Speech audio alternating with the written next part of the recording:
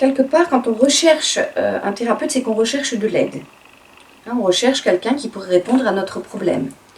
Alors, parfois, le problème, il est très corporel, donc souvent, on va voir le médecin. Le médecin nous dit que ça n'a rien à voir avec le corps, que certainement, il faudrait faire une psychothérapie ou aller voir un psychologue. Parfois, le psychologue clinicien classique n'est pas suffisant.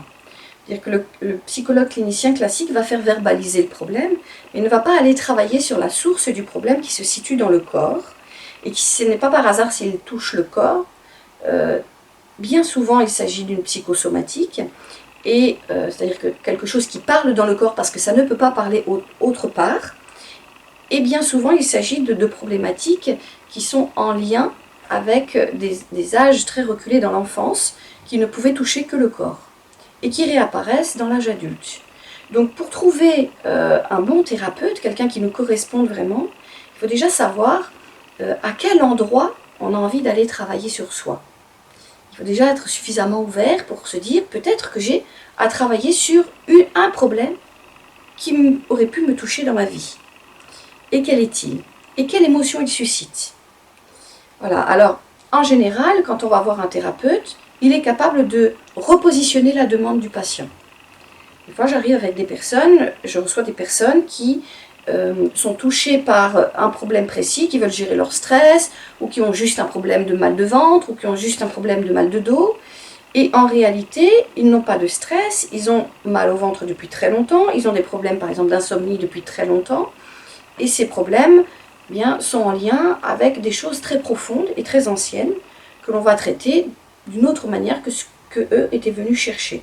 Pour ça, il nous faut 1 ou 2 séances de repositionnement de la demande et de savoir, vraiment pour savoir où en est la personne, de ce qu'elle recherche, de là où elle en est dans son présent. Donc, pour trouver un bon thérapeute, déjà il faut pouvoir s'adresser peut-être à son médecin ou peut-être parler avec d'autres personnes qui suivent une psychothérapie, peut-être aller aussi voir les pages jaunes, aller voir les réseaux, bien sûr, pour trouver un thérapeute qui pourrait nous convenir en fonction de ce qui nous semble être le plus ciblé possible, mais parfois la demande va devoir être reprécisée et reformulée. Alors, les liens établis, c'est que le cerveau fait partie du corps, tout bêtement, et que nos réactions émotionnelles sont des messages dus à des signaux des neurotransmetteurs ou des signaux hormonaux qui se diffusent dans le corps. Donc c'est très très physiologique. Nos réactions émotionnelles sont très physiologiques. Et donc le lien entre le soi-disant psychologique et le corps n'est pas à faire, puisqu'il existe de lui-même. Et nous sommes un tout. Nous sommes un tout existant en présence. Et la pensée se construit à partir de l'émotion que nous ressentons. Donc la pensée, elle est le résultat d'une perception, et la perception, c'est aussi l'émotion que nous avons dans notre corps, qui vient d'une sensation dans un instant précis. Voilà. Donc ça, c'est important d'envisager que nous sommes globales et que la pensée n'est pas séparée de notre corps, bien au contraire, elle est motivée par notre corps. Alors, l'hypocondrie, c'est une classification de pathologie qui existe dans une nosographie, c'est-à-dire une classification psychologie psychiatrique dont se servent les médecins, les psychiatres essentiellement dans leurs références pour pouvoir prescrire certains médicaments. L'hypocondrie, c'est une forme d'obsession, donc c'est une fixation obsessionnelle de la pensée sur le corps et sur la maladie potentielle que l'on pourrait avoir. L'hypocondrie est un traitement, nécessite un traitement, si on le traite en psychocorporel, on va essayer de détendre la fixation, de déconditionner la fixation sur le corps vers autre chose ou vers quelque chose de plus global. Et notamment d'essayer de faire en sorte que la personne puisse s'ouvrir sur son environnement. Voilà, donc l'hypocondrie en soi est une pathologie psychique, voire psychiatrique, selon la gravité de l'investissement et de la fixation obsessionnelle. Alors, la plupart du temps, ces disciplines sont adaptées à n'importe quelle problématique. Alors, je m'explique. Je reçois autant des personnes qui ont des pathologies ou en tout cas qui développent des problèmes corporels de blocage interne, par exemple des tensions dans le dos, des tensions dans le ventre, des problèmes de digestion, des choses de cet ordre-là, qui sont dues à du stress, mais parfois aussi qui sont dues au vieillissement ou qui sont dues à des périodes de vie difficiles, qui peuvent créer des émotions qui sont peut-être le résultat d'émotions qui n'ont pas été exprimées. Donc, certaines personnes arrivent avec des symptômes corporels qui peuvent être traités soit de façon psychothérapeutique ou psychocorporelle, à la fois par la verbalisation et le traitement de la sensation, soit directement sur le corps, par le shiatsu par exemple, la pratique manuelle, pour disperser l'énergie qui serait restée bloquée, au point que la personne ne puisse pas en parler. Donc on va de la personne qui est vraiment très bloquée physiquement, qui ne peut plus du tout exprimer ses émotions, jusqu'à une personne qui est moins bloquée physiquement, mais très perturbée psychiquement, psychologiquement et émotionnellement, et qui va devoir partir de la verbalisation pour aller vers le corps. Donc soit on va dans un sens du corps vers quelque chose de plus psychique, de plus verbalisé, soit on va de l'émotion, de quelque chose de plus verbalisé, vers quelque chose de plus corporel.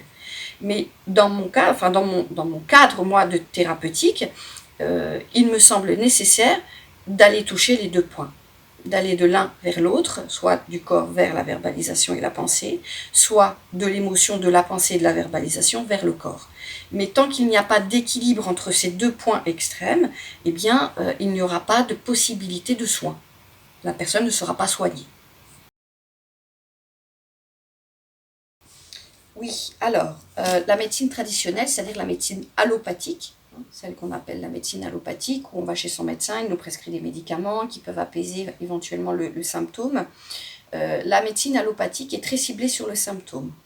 La médecine psychocorporelle est ciblée sur la personne entière.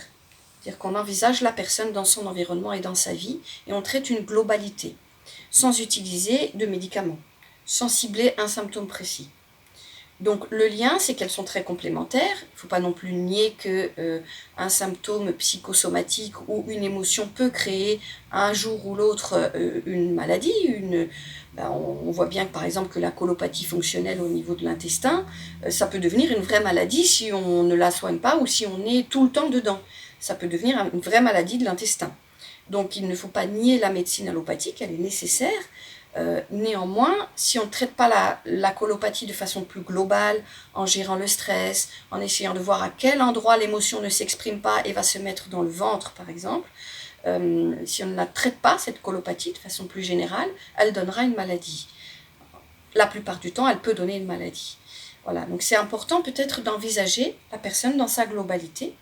Et les médecins nous envoient de plus en plus de personnes qui ont des symptômes de stress ou qui ont des symptômes qui révèlent une émotion qui ne s'exprime pas et qui ne peut pas être consciente puisqu'elle ne s'exprime pas. Plus on va être dans la conscience de ce qui nous arrive, plus on va être dans la responsabilité de sa propre santé, plus on va être dans la possibilité d'évacuer ces symptômes. Alors, l'acupression, donc on appuie sur des points précis. Les points précis, ce sont des points qui appartiennent à des méridiens. Donc, ça s'inspire bien sûr de la médecine traditionnelle chinoise qui utilise les méridiens énergétiques. On parle de l'énergie corporelle. L'énergie corporelle se bloque en général à des moments précis de la vie.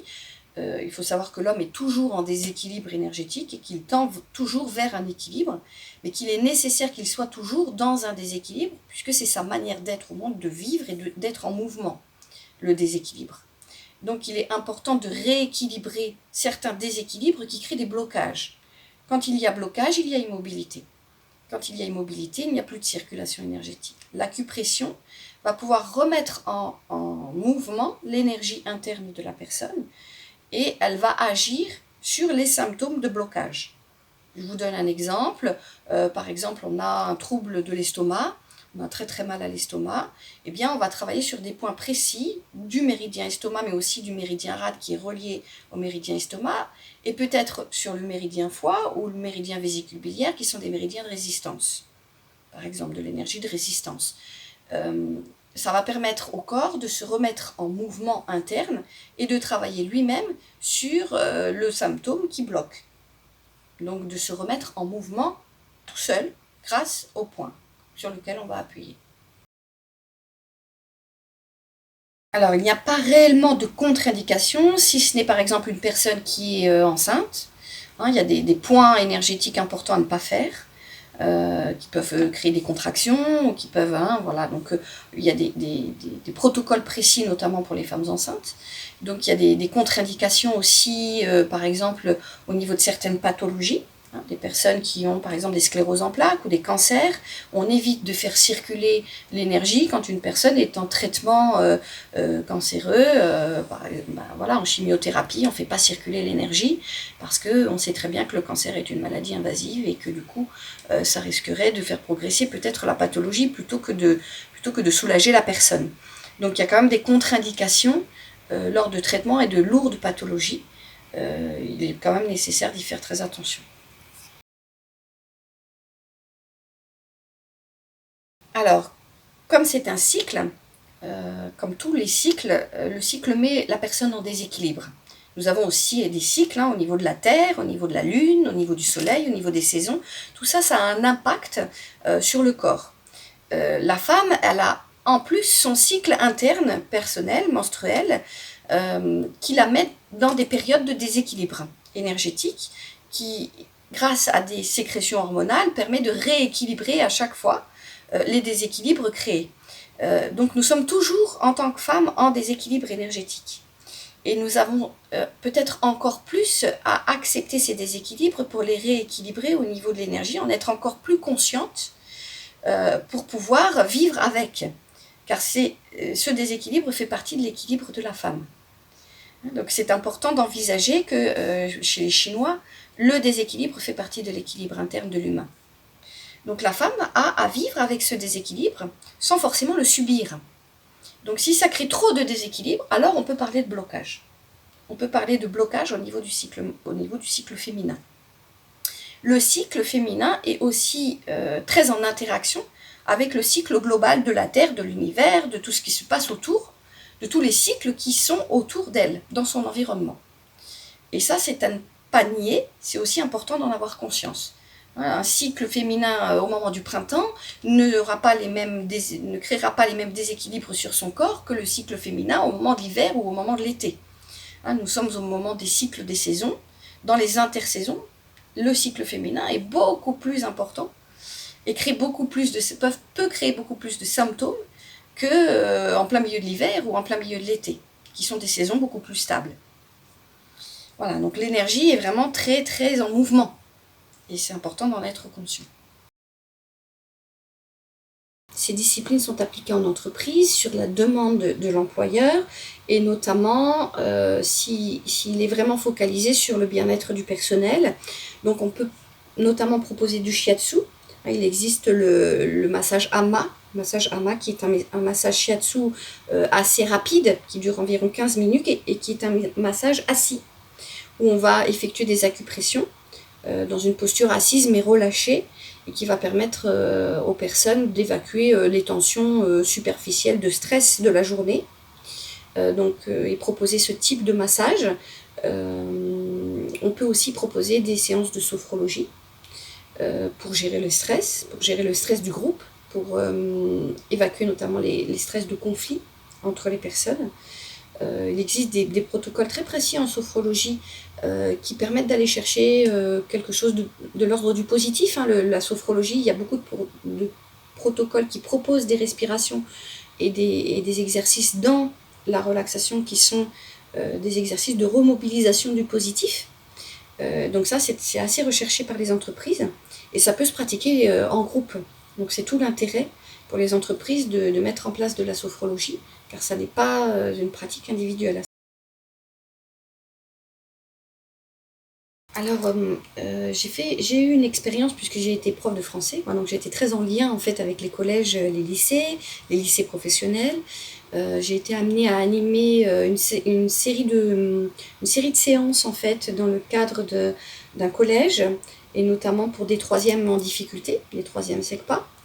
qui avaient du mal à se concentrer. Donc pour pouvoir travailler sur la concentration, je leur ai proposé tout un protocole de 10 séances de sophrologie, travaillant sur la visualisation et la concentration. Donc notamment le fait de retravailler sur la mémoire interne. C'est intéressant dans le cadre de l'adolescence, car l'adolescent il est en transformation corporelle, il y a beaucoup d'interactions avec son corps qui l'empêchent d'être dans la présence et donc de se concentrer. Donc pouvoir centrer le corps et pouvoir apaiser un petit peu toutes les pulsions corporelles qui sont en train de travailler à ce moment-là, ça lui permet d'être...